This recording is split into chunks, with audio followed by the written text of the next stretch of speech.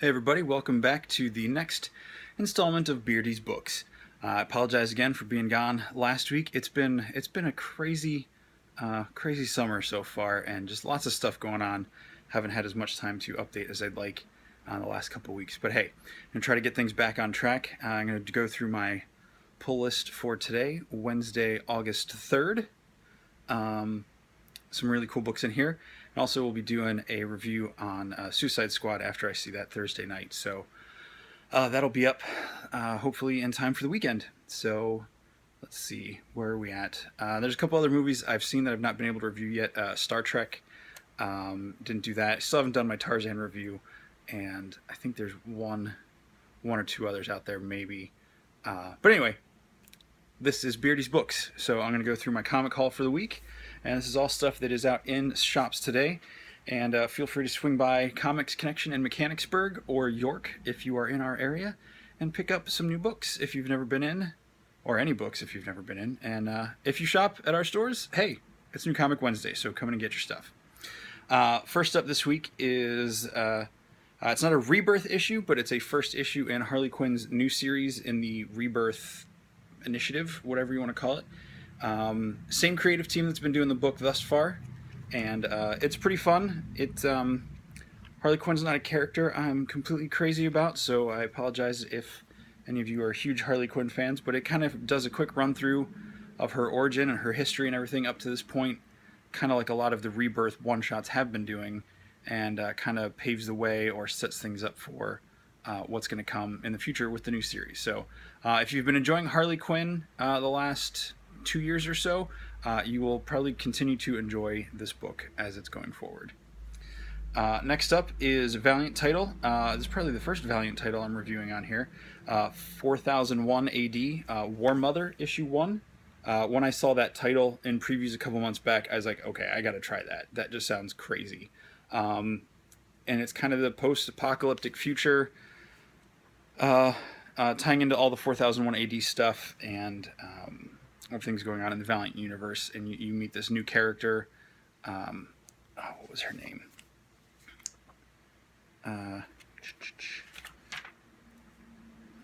What's her name? Anna or Anna? A-N-A. Anna. We'll go with Anna. She is War Mother. She goes out and hunts for things for her people, her tribe, her village. And some pretty cool... the art was pretty good, and I enjoyed the story, so I'll be interested to see where that goes. I kind of always love those desolated future apocalyptic worlds that aren't necessarily overrun by zombies, so we'll see where that goes. And it looks like you just can't get away from Harley Quinn this week. What with Suicide Squad movie coming out, the Suicide Squad Rebirth issue is out this week as well. There's actually, seems like they're trying to step a little more in line with the characters that are in the movie than they've already had. And Amanda Waller is back to looking the way Amanda Waller usually looks. She has a nice little confrontation with the current sitting president of the United States in here, and kind of sets up where the team's going to go in the future. Kind of crazy issue. Like the problem they have to deal with in that was insane. So if you are a fan of Suicide Squad, I'm sure this will probably sit right in your wheel well and home for you. Like I said, I'm trying out all the Rebirth one-shots, and to see where that'll be continuing on. They've dropped the new Suicide Squad off of it that's been going the last couple months to a year or so. And it'll just be called Suicide Squad. And I believe Jim Lee is doing the art on that going forward with the ongoing series. So, all right, next up, Uncanny XMen, issue 11. The cover artist, Mr. Greg Land, is back doing the interiors this month. It was kind of sad for me because I was really liking... I just blanked on his name. I was really liking the artist who'd been doing it the last couple issues. But we're moving forward. There's some crazy new characters that you get to meet in here. You get to see some of the fallout of what happened last issue as Warren and Archangel merged together again to become one complete person, or incomplete depending on how you want to argue that. But anyway, it's setting up some cool stuff. So I'm intrigued where Cullen Bunn's going to take the story. So we'll leave it at that for that issue, and I'm just glad we're moving on from the Apocalypse War stories in that. Justice League number 2, featuring the first of, I believe, 7 or 8 interconnecting covers from, oh, dang it, Yannick Paquette, I'm not sure. I apologize if I'm butchering the names. But yeah, it'll be, I believe, a 7 to 8 issue connecting issue, and it starts off with Wonder Woman looking like Wonder Woman. So kudos to that. And it's picking up the story that we got in the issue 1, where you've kind of got those, all the people, their eyes are going red, saying, you know, you've stolen our powers, you've stolen our words, and all the different heroes coming together. And then, won't spoil, but it involves Batman having to go to talk to someone that he's not too happy to talk to in this issue. And it may not be who you think. Next up is Low, issue 15. I've been totally fascinated by this series. Just when I think it's going to go one way, it completely shifts gears and takes a different path. I never know what's coming next in this book. Rick Remender, Greg Tocchini, and is it Ian McCaig? Dave McCaig, sorry, on colors. They are an incredible team, and this book delivers every month this wild, crazy future fantasy / real world scenario. It's insane. If you like crazy, far-flung future stories, this is a great series to get into, and this issue kind of does some crazy stuff. And I know I've shown off some of the artwork and stuff in here before. I'll try to find a page that doesn't look too spoilery. Yeah, it's just crazy insect beings, awesome action. Yeah, I can't really show anything. I'll show you the first page here. Look at that, just the depth. I think my light is kind of, there we go. Look at the depth of the background and all that stuff for this image. I mean, great artwork. Love this series. Green Arrow, number 4. Pretty cool. Continuing on Oliver Queen / Green Arrow's journey to fight the 9 Rings and the Inferno. Crazy. The big bad in this series, if you've been reading so far, you know the big bad is a banking institution. Albeit, as they say in here, maybe not FDIC approved, but they're kind of behind everything, and it's just crazy what's going on in this story. I just also happen to be reading the book Inferno by Dan Brown, so it's kind of weird seeing all these kind of Dante allegories popping up together.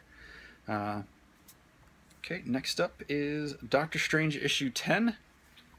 And you know what? I don't know if I finished reading this one. I think I was trying to, and I fell asleep. So I have not finished reading this one, but it is the conclusion to the Last Days of Magic story. So I'm going to finish recording this video and go back and finish reading it. So I don't know how it pays off.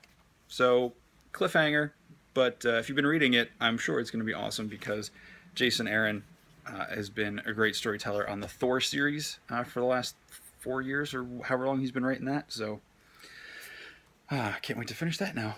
Superman, also number 4. Again, I cannot say how much I love this series, and being able to read Superman in a way that lives up to everything that Baldy has built him up to be in my mind, and who I feel like he should be. So another knockout issue from this great team, writers and artists. So yeah, Superman continuing on a great story that's not just about how powerful he is and, you know, his different abilities and stuff. It actually delves into who Clark is as a character and how that deals with his wife and his son and people around them. So it's been really cool. Cannot talk up Superman enough. And I've nearly read Superman regularly until this series, so this is not some fanboy Superman fanatic going on here. It's just a genuinely good story. Next up, another one from Rick Remender, Black Science number 23.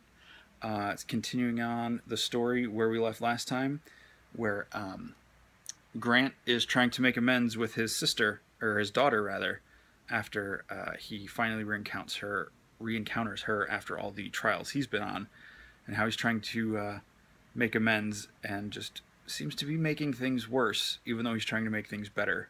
So, really good issue, great artwork. Again, Matteo Scalera, as soon as I saw his name attached to this, I was like, I'm in.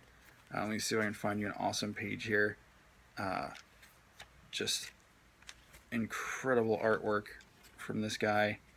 All right, this page might be a little spoilery, but it's just incredible artwork. I mean, yeah, just the colors and the lighting, and the designs of the characters and everything. Just really cool stuff. Love Black Science. Next up, Aquaman, number 4. Let's see. It's continuing on this whole story with the. It's kind of moved on from the Spindrift Station and the fallout of everything that happened there. And there was an attack on a U.S. ship in the previous issue, and it's all diplomatic stuff, and other things are going on that Aquaman's trying to go along and do the right thing. He's submitted to being taken into custody, and for lack of a better word, all hell breaks loose. And yeah, so if you know anything about Aquaman and Mera does not have the coolest of tempers, and she kind of lets that get the better of her in this issue, and you'll just have to pick that up to see where it goes. And my number 1 pick of the week, from Dark Horse, Joelle Jones' new first issue in the next chapter of the Lady Killer series, number 1 of 5. It picks up with Josie and her family as they have now moved to, I believe, either Southern California or Florida. But yeah, it picks up where, Josie, the quaint, every woman domestic housewife, is actually a private assassin, and where that puts her at odds with her mother-in-law and the different people around her. So it's really interesting. It's Josie's going into business for herself after working for the business she was before. She's kind of doing her own thing, and it's a great read, great artwork, not for the faint of heart, and it really captures that kind of 50s, 60s, more 60s, I guess, vibe. But anyway, another great issue, and that's it for Beardy's Books today. Go out to your comic shop, wherever you are. If you're in Pennsylvania, check out Mechanicsburg and New York Comics Connection. We'll be there all day selling comics to you. Anyway, have a great day. Peace.